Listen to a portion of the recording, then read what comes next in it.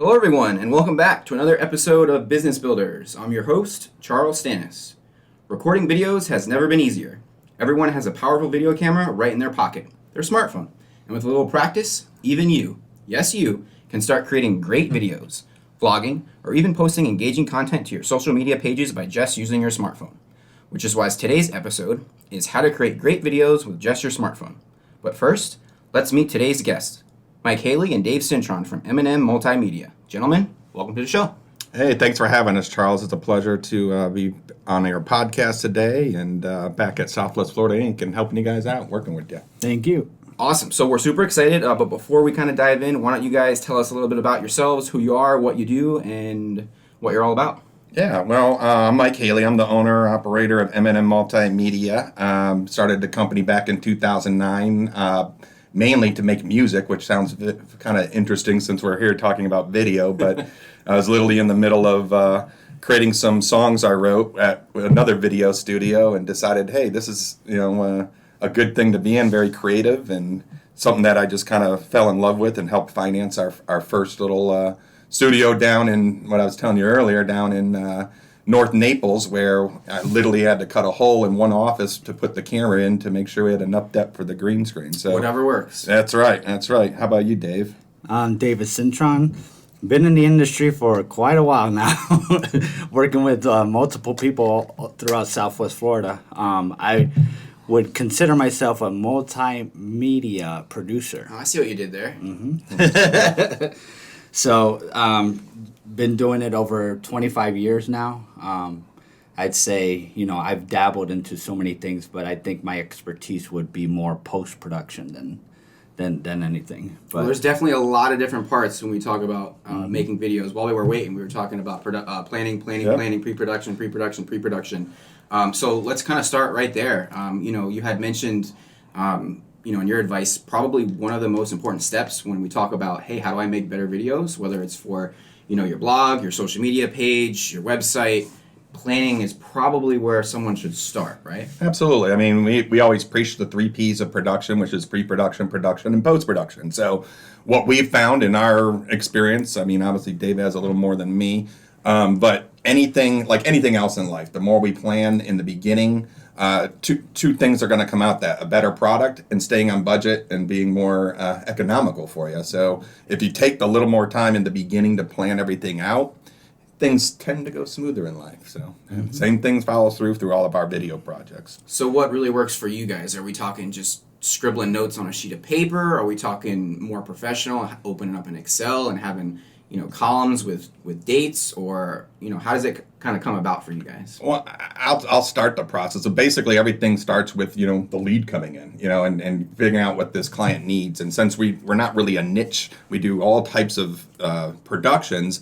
The first thing I do is I go out and visit the client. So I try to set that meeting. A good example is right after this podcast, we're running out to another client's warehouse production facility to do a pre-production meeting to actually scout the location, figure out everything from, and this is where Dave probably comes into play more, but they're looking for things from everything from, okay, what's the lighting scheme? Do we have enough electricity? I think he can probably speak on that a little more. But just getting the basics down of the pre-production side, then I kind of hand it off to Dave, and Dave will start to go ahead and work on the more detailed planning, like the scripting, that turns into a storyboard in most cases, and so on.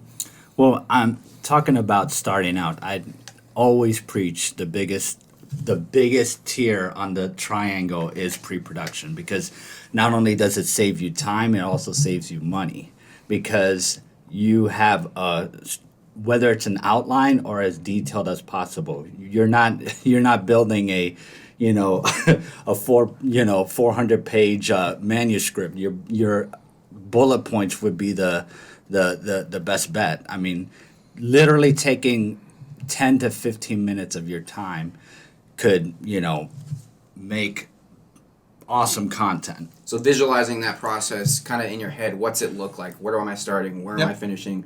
What are some good angles? That sort of stuff. Yeah, I mean, like you said, it starts at the napkin and comes, eventually evolves into something that's a final piece that before we go out and shoot, we have And if it warrants it, and we have the storyboard. So when they say this part of the script, we know this is a close-up shot of this. We know that it's going to end with the logo tag with some branding and a call to action. And then from there, we can start to build out what we call a call sheet. So if we just take one of the more advanced productions we did recently, a local TV commercial for LaRue Pest Control, that involved probably two months of just pre-production because we had to find a location to shoot it. We had to get lighting from the other coast to emulate the sun because we had to control. It was an all-day shoot, so it's not like we could just say, "Hey, sun, stay there for the next 8 hours." I don't have those kind of connections, but everything from getting that equipment here. Then we went through 2 to 3 weeks of casting. They had six roles. So we have people come in our studio. We're doing casting calls. We record these nice little casting slates, send it off to the client. That becomes part of the process. So now the client gets involved in picking who's going to represent them, what actors are going to be best suited for that. And then it goes all the way through, down to the picking out the crew. Like, do we need, for this type of thing, do we need 2 cameramen, 3 cameramen, 1? Do we need a director? Do we need... Yeah. An audio guy, and so all that starts to come together, and then lights, camera, action. Yeah. So if we're talking about maybe someone who won't have the resources to have the crew and the casting, you had started to talk a little bit about equipment. When we talk about someone who wants to film video with just their smartphone, what are some, I don't want to say easy, I would say maybe more relatively cheap things like stabilizers or just a little light kit or something like that? Microphone, right? As we all know, audio is huge in video. So just talk about some of the little things that people can combine with their smartphone to kind of make that more production value. That's going to be a good Dave question. Me and him have different ends of the spectrum on what that is. He knows the equipment side better. I have one piece of equipment I'll drop in there that I like personally using, which is the DJI phone gimbal. Yeah, I just like that that piece. It's used, relatively affordable, $100. We've actually used one here over the last couple of years, and you're right. It's great because if you're moving, everything looks silky smooth from that stabilization point. Yeah, and if you're a one-man shooter, a vlog shooter per se, it has the subject tracking in it, so I can literally set it down on my it has a little tripod feature. Let's say Dave's out there shooting hoops or something. We want to see his reverse 360 slam dunk. We go ahead, I just hit Dave, and then all of a sudden it just follows Dave. Or let's say I want to film myself dunking, which I can't anymore.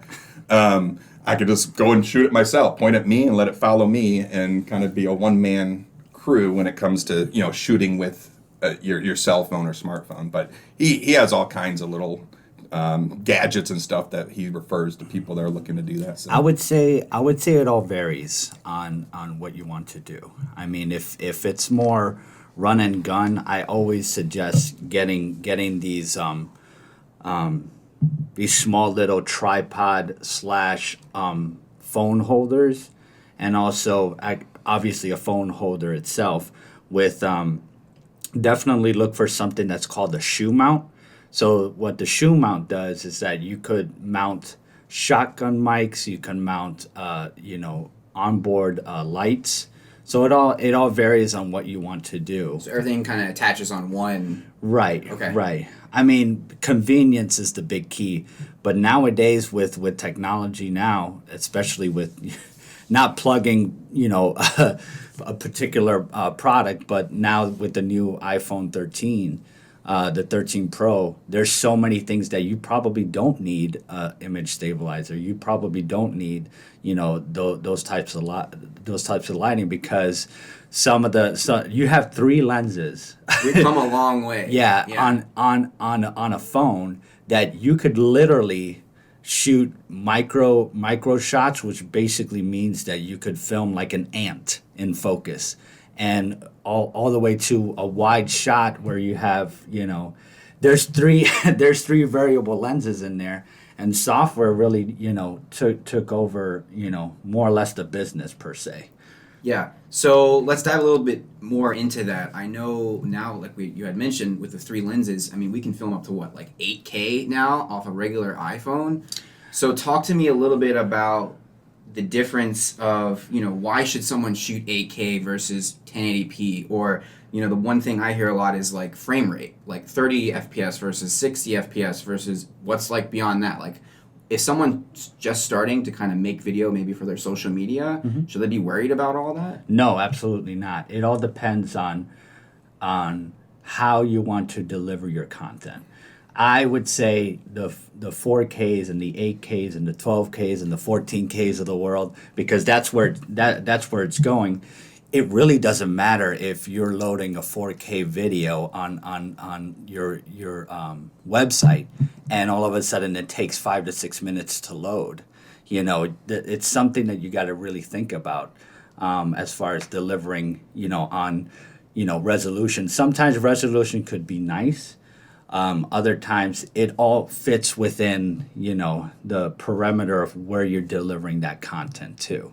Gotcha. And that really goes back to the pre-production, right? So if we know what's the end game? Okay, here's what we want to do. Here's the message we want to deliver. But where is that going to be seen? And like he was saying, like if the screen resolution doesn't support 4K, you're on Instagram, you're on something like that, or your website, then you're kind of wasting valuable data space and things like that, even on your hard drive, because the files get bigger, slower to load.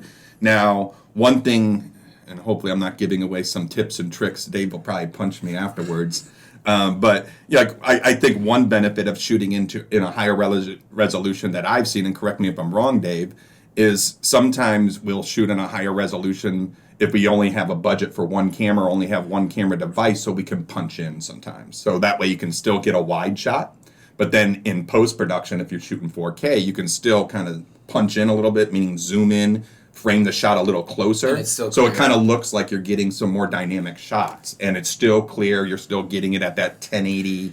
I would say bringing in 4K, 8K, 12K. The biggest benefit, especially with a cinematographer, is literally you have 2 to 3 cameras in one. But it comes back to what's the final delivery is going to be. Is it going to be 1080p? Is it going to be 4K? That all varies, within how you're shooting your resolution. For example, for LaRue, we shot with a Blackmagic, pocket cinema camera that shoots in 6K, and our final delivery was 1080p. So I had the option to, have so many variable different shots in just one, and also going back to the frame rates, it all depends on what you want to do.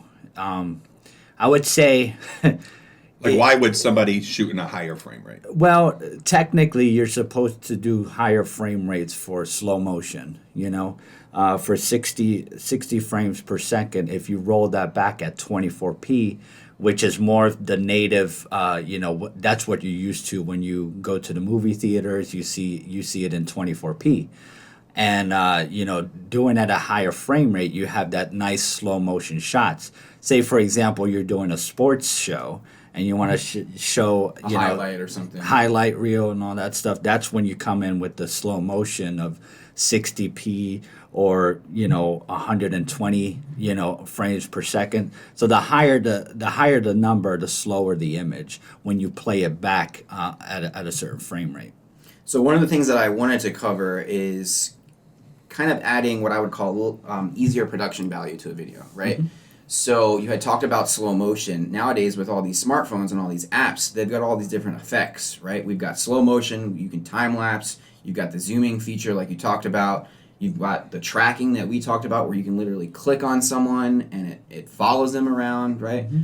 If someone's kind of just starting out and maybe they're doing basic like interviews or they're talking and they're trying to present a solution to a problem, maybe to their target audience, what are some general tips that they could add to their video that would kind of increase that production value from an effects standpoint? If that, I'll start on that one, because the first thing I learned when I started, like I said, when I started a video production company, I was more the financier and maybe a creative person, but didn't really know much technically about cameras and how they work. So my first job was, guy brought me to his church and said, all right, go ahead and film this. And I think instinctually we all want to use all these effects. And so what I would say is less is more, Because next thing you know, I'm in there and I'm like panning and I'm zooming and I'm thing, and I give it to Dave to post. He's like, I can't use any of this. You're all over the place. But we want to feel like we're doing something with the camera, right? But most of the time, it's these nice, just frame static shots. I'll let Dave kind of speak of where you would use some of the more effects. Like time lapse, obviously. Where we see that is when we're doing construction things. You got something or you got a long-term event. So we've done time lapse for one of our clients that builds these beautiful outdoor kitchens and things like that, where we'll set up a couple time lapse cameras and see how things are happening over hours. We've done ones that take weeks. So that's where you're going to use time lapse. But all the other stuff, Dave could probably be a better. The biggest sign for an amateur videographer is how many star wipes and and square wipes you could have in the video. So I mean, for me, like Mike said, less is more. The more stable shots is going to be the better. The biggest message, it all boils down to pre-production. What do you want to shoot? Say, for example, you gave me 5 different scenarios. I would approach it if I'm doing an interview. 80% is sound. I can't emphasize so much that people could forgive bad shaky video. They could forgive like low lighting, but when sound is affected, that's 80% of the content there, because that's stimulating the brain. Let's dive deeper into that. Obviously it's like you said, it's one of the most important parts of a video. Nowadays with the smartphones and everything, they have gotten better, right? Mm-hmm. But would you still recommend people get that external mic to kind of amp it up? Definitely, for sure. I have two suggestions myself. Not to plug products, because we're not supported by any other products, but definitely for sure there is. Audio has now shrinked into to more of the mobile devices. There's a product called the Rode Pro 2 that they have this product that hooks up to your phone. Obviously, you need some type of an adapter to get that audio into your phone. Some of them have Bluetooth capabilities where you could just sync it up to your phone. Others have a cord that hooks up to it. But you have a wireless. You have a wireless microphone that you could literally attach to your jacket, or you could buy a corded mic, and then you could mic up 2 people and have super clean audio. And there's other companies out there that have the similar structure, but a shotgun mic is another safety. Is that like a lapel mic or? So the lapel mic is more for that wireless feed that I was talking to you about earlier. But you could also use a lapel mic with just a cord hooking into the phone. The closer you are to the microphone, the better the proximity is with everything. So you get more, you get more of a clear sound when you come closer to the microphone. That's why most of these lapel mics are closer to the chest level. Yep. and the jaw frame. And also with the shotgun mic, if you don't have that convenience of micing somebody up and all that stuff, the shotgun mic is more styled with a directional microphone where you're pointing towards that particular person that you're interviewing or yourself, and you have more of a directional sound that cancels out all these other right. Sounds around you. Would you say if someone's just starting out that audio is probably one of the first pieces that they should check off that list? I would definitely, for sure, because audio, like I said, is 80% of your video content. So you heard it here, folks. If you're just starting out, the first thing you need to do is go buy an external microphone. Mm-hmm. And I have heard of Rode. Phenomenal products. Mm-hmm, mm-hmm. And also, you could even do it with they have these small adapters that you hook up to your phone where it's the microphone is close to the jawline and it's corded to the mic, and it's simple $30 accessory that you could get, or you could get a Bluetooth, those AirPods or anything like that have the microphone built in. The trick is that they have the microphone close to the mouth, Gotcha. So along those lines, we had briefly touched on it earlier, lighting. I think that's probably another important step when we try to create videos. I know here in our studio we've got these little lighting kits that we use. Let's talk a little bit about, though, if someone's outside, how or where should they position the sun? Is there a better time of day to film outside? How does all those factors come into play? The best time to film outside is early morning or dusk. We call that the golden hour. So that's when the sun is a little bit below the horizon, and you have this nice, beautiful golden look. That's more late afternoon, but it all depends again what you're doing. If you're doing if you're doing a vlog or anything like that, going under a shadow area, you know what I'm saying, to help control the light, because obviously you don't have a focus puller, you don't have fixing the aperture light. Sometimes the phone will detect the sensory around itself, and it'll calibrate itself correctly. So you don't really have to worry about all that. But I would say don't film yourself directly above the sun. A lot of people assume that, I'll just film myself in front of the sun, and then you have the sun blasting on your face and you're squinting and you're whitewashing yourself. Yeah, and you're whitewashing yourself. The phones will calibrate itself to fix the exposure and all that stuff, but you look like, you look like you're suffering yourself, and people will notice that. I always say put the sun behind you, okay, and it'll calibrate itself to where,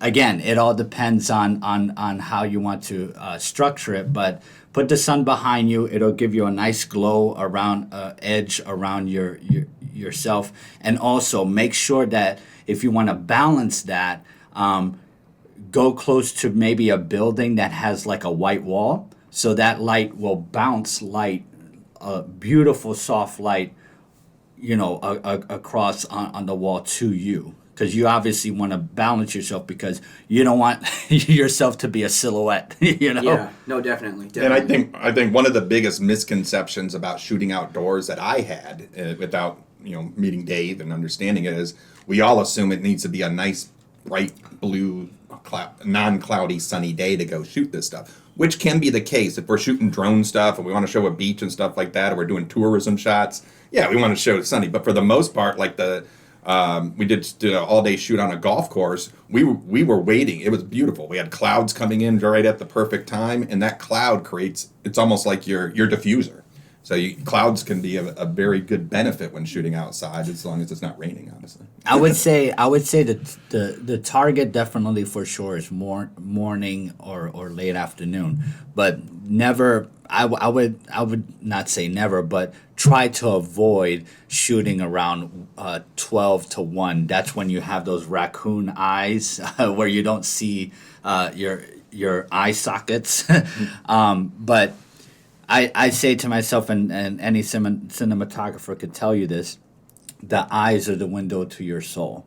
So you want people to focus on your eyes, and then you see a little gleam of a little white speckle. It's called the spark in your eye, So it's important to have people make that eye contact, and also coming back to audio, making sure that your audio is awesome. Obviously, don't shoot in front of a whole bunch of cars that are driving back and forth, behind you. Those are the pitfalls to avoid. Yeah. So one of the things I heard, and let me know if this is true or not, is if you're filming an individual and it's more of that interview style, or they're trying to get a message across, you should try not to get them directly in the middle of the screen.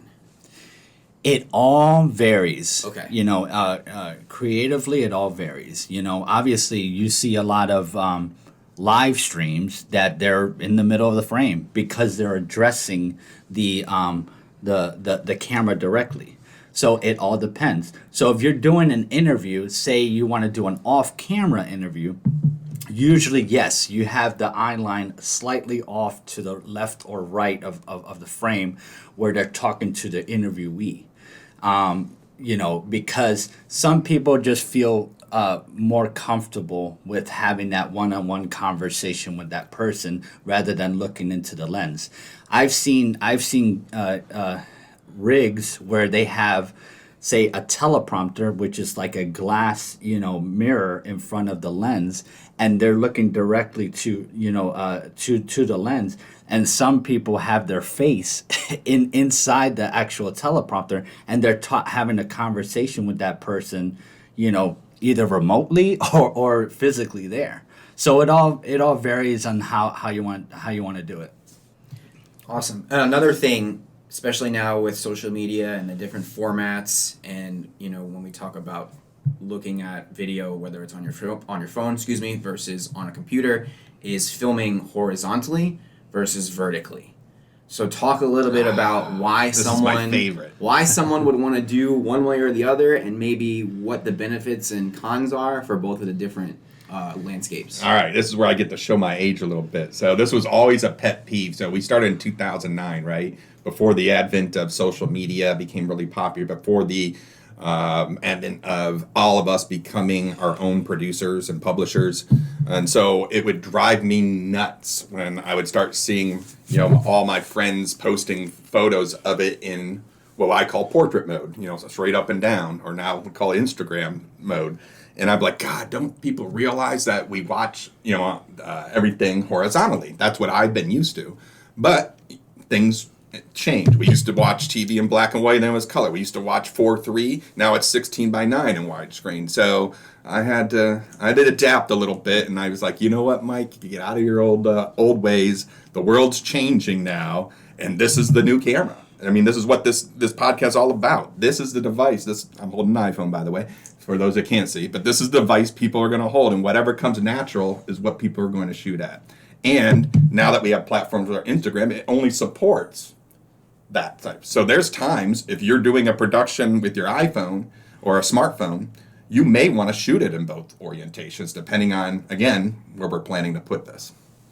So you would say then the takeaway is know where you're going to post it beforehand. Know where you're going to post it. I mean, my gut still tells me to most people are familiar with widescreen.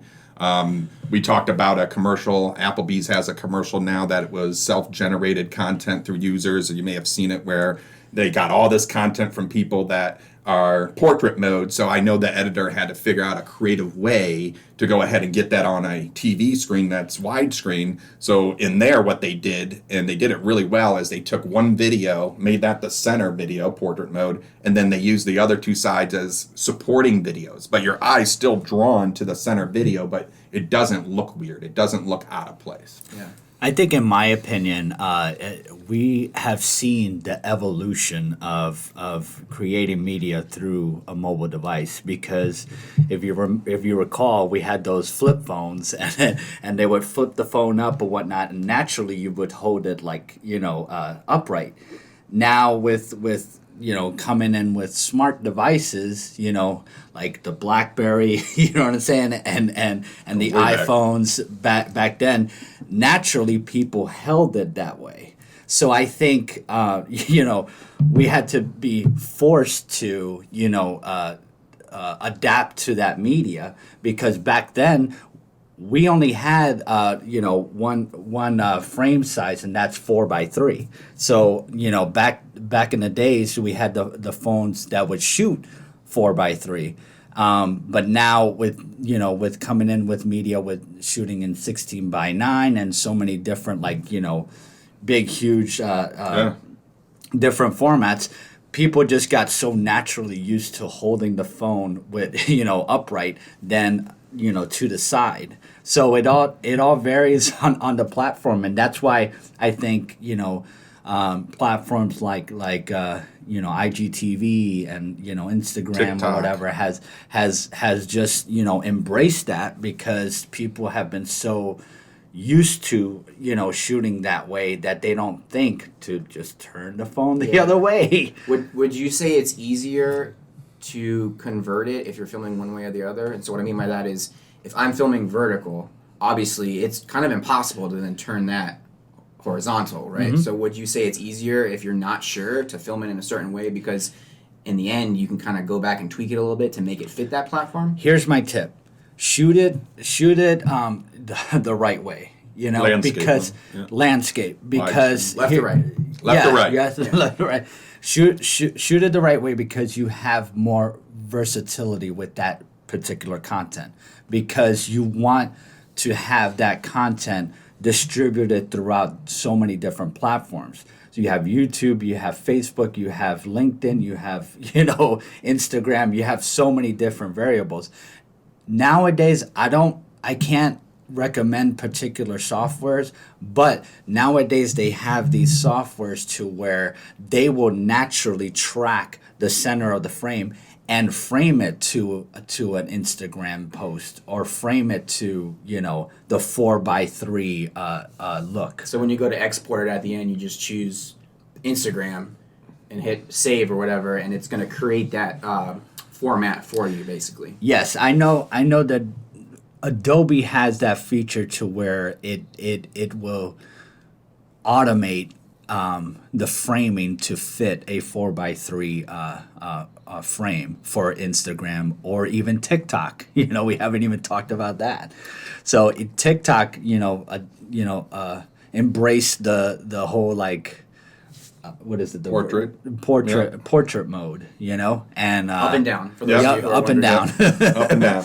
But yeah, and that goes back to 4K. So going back, if we're going to shoot it in landscape, left to right, then you probably do want to shoot 4K, because that way you can still crop that center screen and make it an up to down video. Yeah. And going back to what you were saying, doing an interview where somebody is in the left frame or right frame, it's going to be a little bit more difficult to frame that, for Instagram.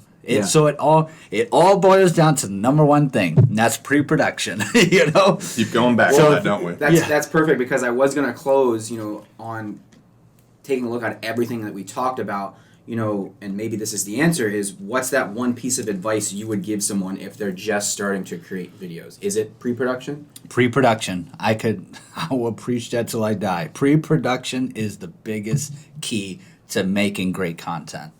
And it doesn't matter what platform you have, whether it's simply taking that 15 to 20 minutes out of your time would save you 15 to 10 hours of your time trying to figure out how to fit that star piece into a square piece. Does that make sense? Yeah, absolutely.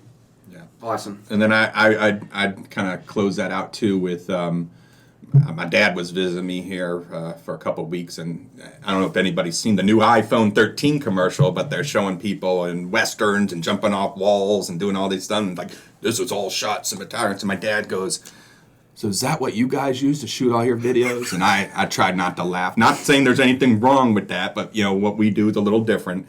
But I told my dad, I said, well, it's amateur versus professional. Right.